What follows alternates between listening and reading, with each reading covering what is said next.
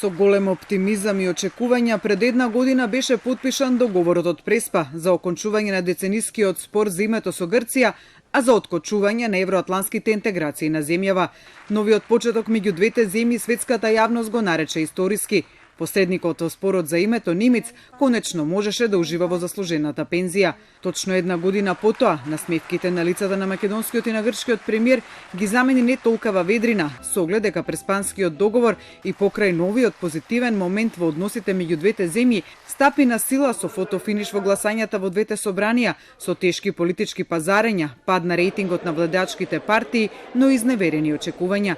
Се поизвестно е дека договорот ќе го чини Ципрас губење на власта во Грција, додека Заев се обидува да го одржи во живот позитивниот момент во државата од договорот преку членството во НАТО, за да го ублажи политичкиот нокаут кој му го приреди Европската унија со недавање на датум за преговори овој јуни. И покрај тоа договорот од Преспа останува да биде позитивна приказна за европските представници, кои истовремено се и свесни за последиците од неисполнувањето на очекувањата по него.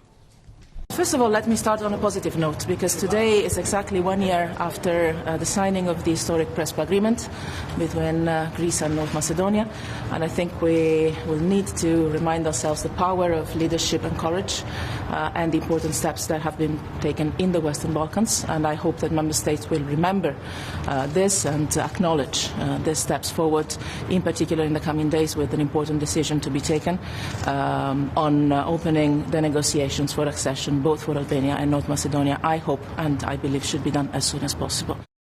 И за домашните експерти преспанскиот договор е позитивна приказна пред се поради окончувањето на спорот која кочеше Македонија во НАТО и во Европската унија, но и поради тоа што во него земјата влегла самостојно како активен зрел субјект на меѓународната сцена.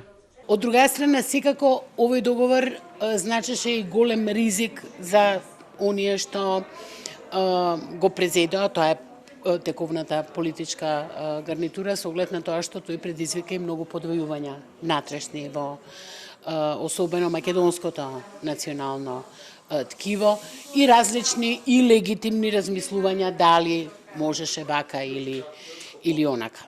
Неисполнувањето на очекувањето, договорот да доведе до побрза европска интеграција, таа го лоцира во Унијата, каде нема расположение за проширување. Сепак, позитивен момент Ристова Јордановска гледа во враќање на проширувањето на европската агенда.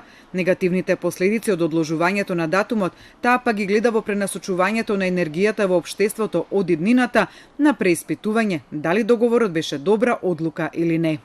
Има негативни ефекти и ќе предизвикува и понатаму негативни ефекти, доколку ветувањата од страна на Европската унија не се остваруваат. Смета дека во земјава не треба да се креираат големи очекувања во поглед на датумот и тој не треба да се третира како прашање на живот и смрт, туку е потребно трпение, упорност, стратегија и систематска работа. И за експертите од регионот, преспанскиот договор е историски. I think it's a strong agreement, and it is my hope and also my conviction that it will survive even the difficulties of not getting the accession date in time. Таа смета дека е на Европската унија кој откако го бараше овој договор за да се нормализираат односите меѓу двете земји, сега треба да испорача преговори за да не им даде аргумент на противниците на договорот дека тој не е позитивна работа.